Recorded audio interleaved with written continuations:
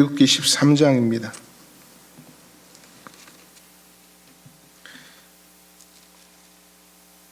1절부터 22절까지 말씀을 봅니다. 출애굽기 13장 1절부터 22절입니다.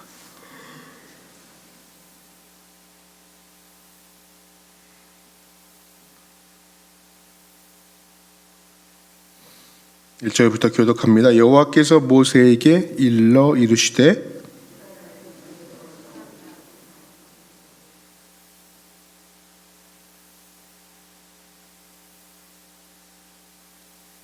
모세가 백성에게 이르되 너희는 애굽 곧 종되었던 집에서 나온 그날을 기념하여 유괴병을 먹지 말라. 여호와께서 그 손의 권능으로 너희를 그곳에서 인도하여 내셨음이니라. 여호와께서 너를 인도하여 가나안 사람과 헷 사람과 아모리 사람과 히윗 사람과 여부스 사람의 땅 곧 내게 주시려고 내 조상들에게 맹세하신 바 젖과 꿀이 흐르는 땅에 이르게 하시거든. 너는 이 달에 이 예식을 지켜 이래 동안에는 무교병을 먹고 유교병을 내게 보이지 아니하게 하며 내 땅에서 누룩을 내게 보이지 아니하게 하라.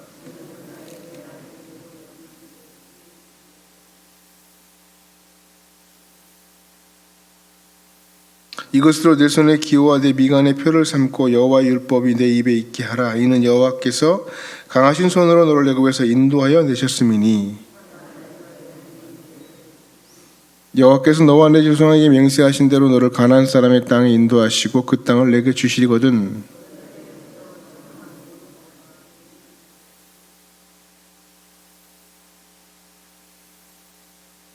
나귀의 첫 새끼는 다 어린 양으로 대속할 것이요 그렇게 하지 아니하려면 그 목을 꺾을 것이며 네 아들 중 처음 난 모든 자는 대속할지니라.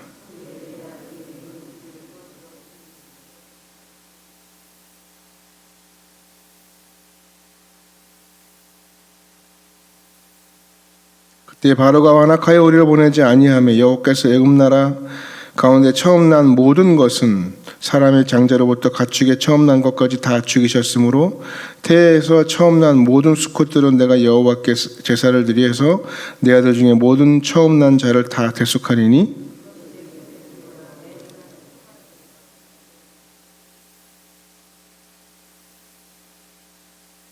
바로가 백성을 보낸 후에 블레셋 사람의 땅의 길은 가까울지라도 하나님이 그들을 그 길로 인도하지 아니하셨으니 이는 하나님이 그들을 그 길로 인도하지 아니하셨으니 이는 하나님이 말씀하시기를 이 백성이 전쟁을 하게 되면 마음을 돌이켜 애굽으로 돌아갈까 하셨습니다.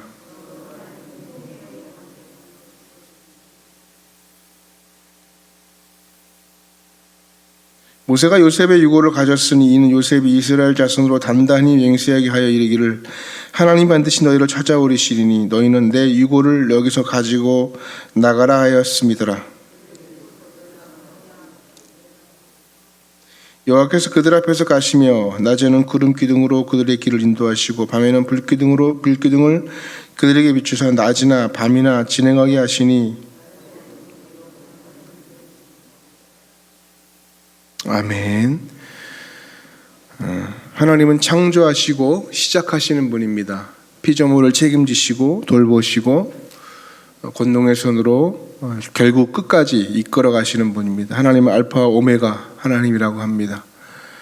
하나님은 책임지시는 분입니다. 하나님의 이런 성품은 성경 도처에 잘 드러납니다.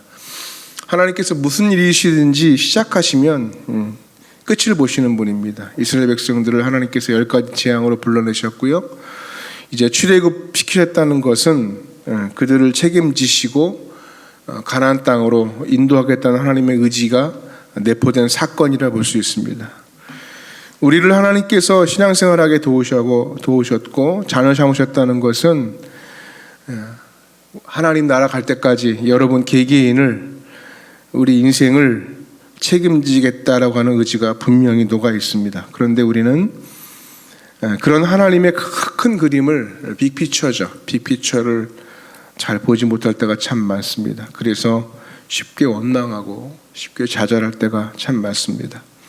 오늘 본문에서 하나님은 이스라엘 백성들을 출애굽시키시고 이제 광야 여정을 거쳐서 가나안 땅으로 인도하시는데 재미있는 것은 먼 길로 돌려서 인도하셨다는 거죠. 17절 말씀 보니까 바로가 백성을 보낸 후에 블레셋 사람의 땅의 길은 가까울지라도 하나님이 그들을 그 길로 인도하지 아니하셨으니 이는 하나님이 말씀하시기를 이 백성이 전쟁을 하게 되면 마음을 돌이켜 애굽으로 돌아갈까 하셨습니다. 그러므로 하나님이 홍해의 광야 길로 돌려 백성을 인도하심에 이스라엘 자손이 애굽 땅에서 대열을 지어 나올 때에 그렇습니다.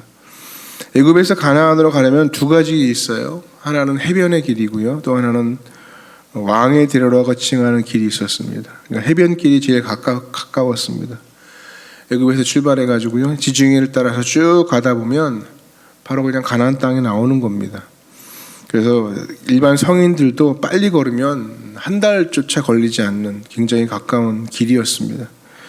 근데 문제는 그 해변길 길목에 뭐가 있어요? 블레셋 백성들이 자리 잡고 있어요. 그러다 보니까 이 호전적인 블레셋 사람들이 이스라엘 백성들이 가는 길목을 가로막고 전쟁을 할 수 있는 위험이 있습니다. 그러니까 시작부터 힘을 빼는 거죠. 시작부터 오히려 대열이 가시져지지 않는 이스라엘에게는 큰 위기가 찾아올 수밖에 없었습니다. 그래서 하나님은 그들을 블레셋 사람의 땅의 길로 인도하지 않으셨다는 것입니다. 두 번째 길은 뭐예요? 왕의 대로라고 해서 왕의 대로는 가나안과 애굽을 왕래하는 사신들이 이용한 길이었고요. 당시 이 길은 무역로였다는 것이죠. 그런데 하나님은 그 길로도 인도하지 않으셨습니다. 하나님이 인도하신 길은 제3의 길, 홍해 광야의 길이었습니다. 그런데 길이 아니었습니다. 길이 없는 길이었습니다. 홍해의 광야 길, 우리는 무심코 읽었지만 말이 안 되는 길입니다. 홍해는 바다잖아요. 홍해는 바다입니다. 광야는 뭐예요? 사막입니다. 근데 바다를 건너게 하시고 사막을 횡단하게 하시죠. 바다와 사막에는 사람이 걸을 수 있는 길이 사실은 없습니다. 눈에 뻔히 보이는 길이 두 가지 있는데 아니 무슨 바다와 사막이라니 받아들일 수 없는 그러한 방향이기도 합니다. 여러분 우리 인생에도 눈에 보이는 가까운 길이 있을 수 있습니다. 저 길로 가면 뻔한데 저 길로 가면 답인데 하나님은 멀고 험한 길로 우리를 인도하십니다. 우리는 굉장히 불편하고 어렵습니다. 그런데 하나님께서 우리를 돌려서 인도하시는 것은 거기에는 하나님의 무한하신 계획하심이 있다는 것입니다. 이스라엘 백성들을 가까운 블레셋 길로 인도하시지 아니하셨고 왕의 대로 인도하지 않으신 이유가 뭐예요? 다시 죄악 세상 애굽으로 돌아가지 못하도록 함이었습니다. 어떻게 보면 철저한 과거와의 단절입니다. 철저한 애굽 죄악 세상과의 단절을 하나님이 원하셨던 것입니다. 오늘 우리에게도 길이 쉽지 않습니다. 쉬운 길을 주지 않으시는 이유가 있습니다. 때로는 죄악과의 과거와의 단절을 위하기 때문에 그렇습니다. 이제는 하나님 없이는 살 수 없는 하나님이 원하시는 가나안 땅을 위한 우리 여정을 하나님이 원하시고 계신다는 사실을 우리가 아셔야 됩니다. 그리고 그런 와중에서 하나님께서 분명히 우리에게 위로와 힘이 될 수 있다는 사실도 아셔야 됩니다. 그렇다면 하나님은 홍해를 어떻게 갈라주시고 사막을 어떻게 인도하실까? 21절에 답이 있죠. 21절에 답이 있습니다. 21절 첫머리에 이렇게 기록하죠. 여호와께서 그들 앞에서 가시며 하나님이 이스라엘 백성들을 사막으로 인도하셨습니다. 길이 없는 길을 하나님이 이렇게 인도하시겠다고 말씀하셨어요. 내가 너희들 앞에서 가겠다. 사막 가다 보면 전갈도 있고 방울뱀도 있고 내가 원치 않고 만나기 싫은 것들이 많이 있습니다. 근데 하나님은 그런 위험한 일들 때문에 앞서 가신다. 우리를 먼 길로 인도하시는 대신 그 길로 따라가다 보면 하나님이 이렇게도 섬세하게 우리 인생 인도하셨구나를 결국 깨닫게 된다는 것입니다. 예수님은 뭐든 앞서가셨습니다. 예수님은 죽음까지도 앞서가셨습니다. 우리가 당할 고난까지도 미리 당하셨고 우리 인생 속에 겪게 되는 많은 혼란스러운 상황을 다 겪으셨습니다. 그리고 나서 우리를 구원의 제물로 우리에게 주셨습니다. 내가 곧 길이다. 내가 진리다. 나를 따라오라는 말이죠. 내가 먼저 경험했다는 거죠. 예수님은 앞서가셨습니다. 오늘도 그 앞서가신 주님을 따라가는 여러분 되시길 축복합니다. 두 번째는 하나님이 사막길 어떻게 인도하셨어요? 낮에는 구름 기둥으로 그들의 길을 인도하시고 밤에는 불 기둥을 그들에게 비추사. 너무나 많이 들었던 말씀이죠. 그래서 항상 들을 때마다 위로가 됩니다.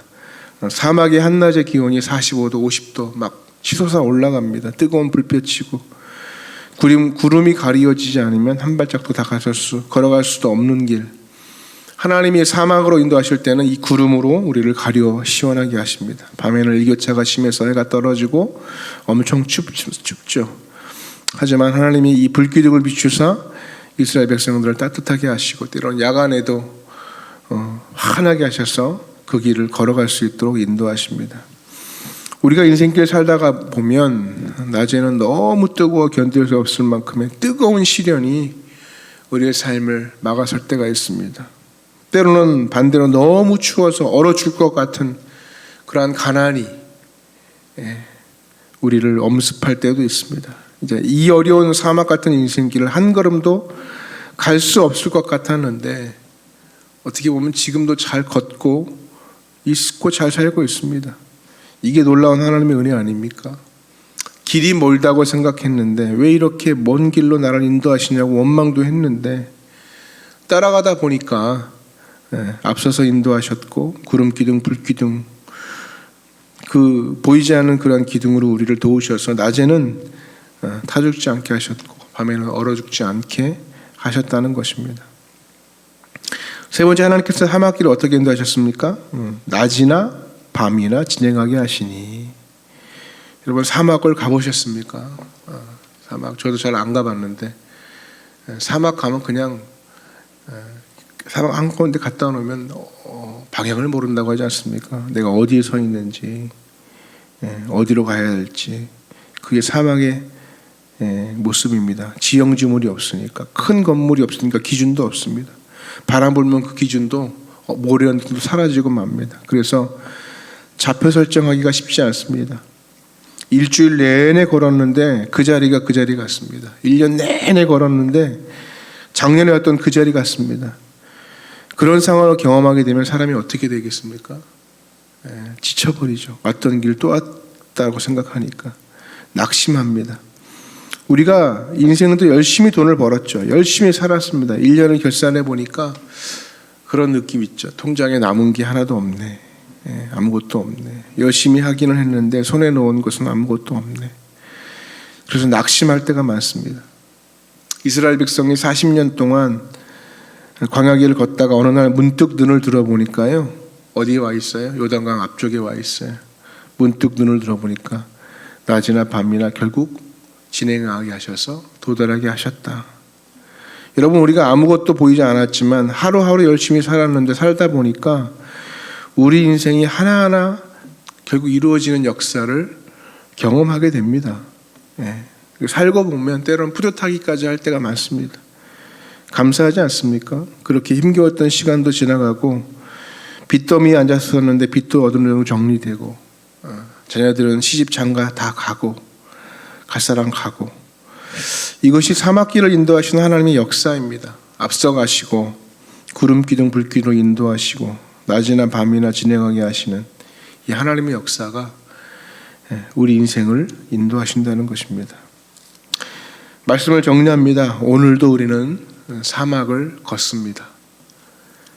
오늘도 우리는 길이 아닌 길을 걷습니다. 때로는 홍해를 만나고 또 사막을 만납니다. 그런데 변함없는 것은 하나님은 오늘도 우리를 이렇게 인도하십니다. 하나님을 의지하시고 하나님 의지에 승리하시고 오늘도 우리에게 주어진 이 길을 담대하게 걸어갈 수 있는 주의 백성들 되시기를 주님의 이름으로 축복합니다.